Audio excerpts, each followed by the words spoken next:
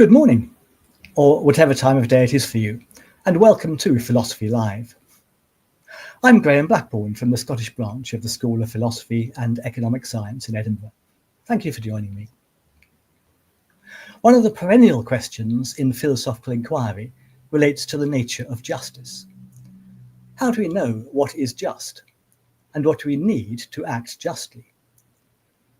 This was a question which taxed Plato, the Athenian philosopher of the 4th century BC, as well as his one-time teacher, Socrates. Indeed, the whole of the 10 books of what may be Plato's best-known dialogue, the Republic, is an inquiry into the nature of justice. In Book 2, Socrates provides an analogy of a short-sighted man who has difficulty reading some small writing. So on being told that the same text is written elsewhere in larger letters, he reads that larger inscription instead. In the same way, Socrates noted that justice is sometimes spoken of as the virtue of an individual, and sometimes as the virtue of a state. And he suggested that if we wish to understand how an individual might act justly, it would be simpler first to understand how a state might act justly, the state being comparable to the individual, but writ large, as it were. And the view that justice in the individual and in the state are comparable became a common theme in Plato's writings throughout his life, including in what was probably his last work, entitled The Laws.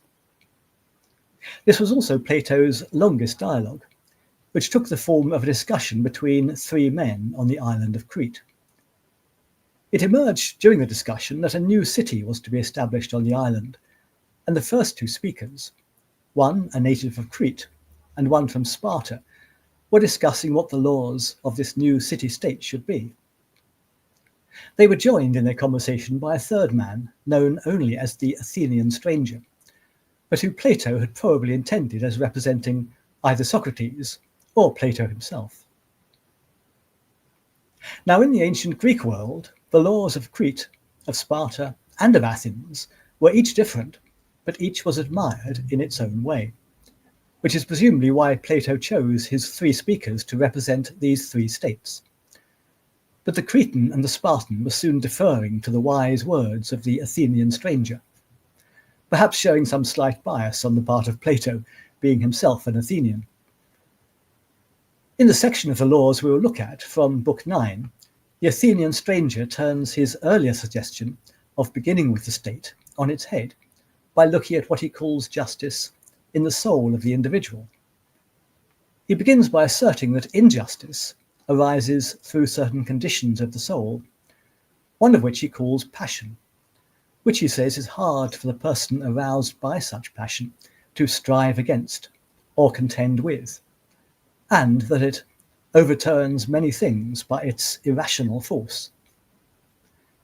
The Athenian stranger gives examples of such passions as anger and fear, and who hasn't acted irrationally, and indeed unjustly, when aroused by such a passion as anger?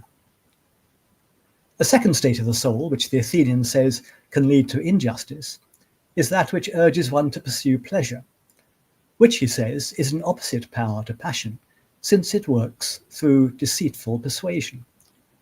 We are persuaded to follow a certain course because of the pleasure we think it may give, even if to do so may be unjust. And the third state of the soul leading to injustice, according to the Athenian, is ignorance. He says that injustices resulting from ignorance are of 2 types. Those associated with weakness, which might include the errors of children and of old men, should be treated by the legislators in a mild and merciful manner. But the second type of injustice arising from ignorance is where the instigator is possessed of power and strength and thinks that he has knowledge of matters about which he is in fact totally ignorant. And this, says the Athenian, is the source of great and monstrous crimes and should be dealt with as such by the legislators. The Athenian concludes this section of his analysis by stating what he believes justice is, though he begins by defining injustice. When anger and fear, and pleasure and pain, and jealousies and desires tyrannize over the soul, whether they do any harm or not, I call all this injustice. Now, a lot could be drawn out from the Athenian's short definition of injustice, but briefly it's worth noting that he thinks anger, seeking after pleasures, desires and the like, are not in themselves unjust, but when they tyrannize over the soul. In other words, when they act as tyrants. So, what is a tyrant? Tyrants figured large in the ancient Greek world, just as they do today. They were men who held autocratic power over the state. They insisted the citizens acted according to the tyrant's wishes, removing any freedom of action from those they held power over. In the same way, according to the Athenian, injustice is a situation where anger, or whatever within us, is so powerful that we act in ways we know, though possibly too late, we should not. And the Athenian's definition of justice follows. But when the opinion of the best, by which the Athenian, or Plato, essentially means wisdom, has dominion in the soul, and orders the life of every man, even if it be sometimes mistaken, yet what is done in accordance therewith, and is best for the whole life of mankind, is to be called just. You will have noticed that the Athenian equates justice and injustice with states of the soul, and not with outcomes. It may be that we occasionally get things wrong and cause harm, but provided we are motivated to act wisely or reasonably, and not while tyrannized by anger, thoughts of unnecessary pleasures and the like, he still calls the action a just one. He adds that we might, on occasions, act unjustly, although the outcome turns out to be a good one. But he still calls this an unjust situation. We might like to ponder whether we think this is so. What this boils down to can be understood in terms of another idea from Plato, this time going back to the Republic in Book 4, that of the tripartite soul, that our soul is divided into three parts. The highest part, according to Plato, is the rational part, the immortal part of the soul, located in the head. The so-called spirited part is located in the chest and is associated with passions such as anger and fear, while the appetitive part, in the abdomen, is associated with desires, the seeking after pleasures, and so on.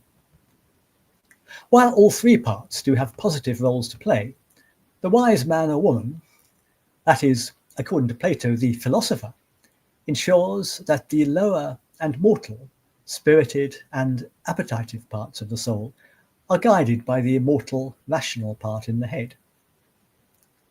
This situation, for the individual, is what Plato calls justice. And it's the same for the state as a whole. Elsewhere in his laws, Plato writes that this is the sacred and golden cord of reason, called by us the common law of the state. Now, we don't need to take Plato's model of the tripartite soul literally. Indeed, it's not clear that Plato did, to learn what he meant by it, that the wise person should be governed by wisdom or reason. And to act reasonably, according to Plato, is to act justly. To act unreasonably is to act unjustly. The just and virtuous life requires reason to govern our emotions and desires. Now, the aim is not to eliminate these.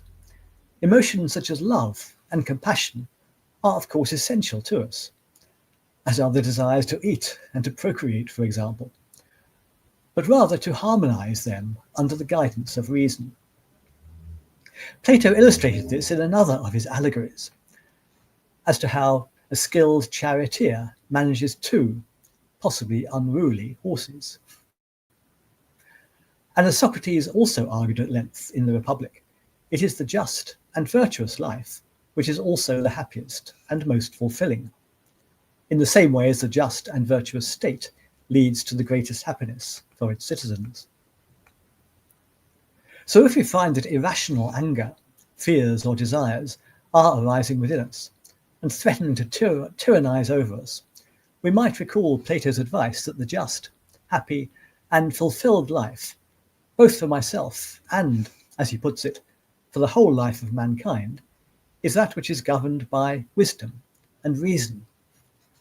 Let us not be tyrannized. So here's how philosophy might help us today. And thank you. Philosophy Live is on every Friday morning during the term at the same time. We hope to see you next week for a new philosophical gem. Thanks again. Have a good day and enjoy your weekend.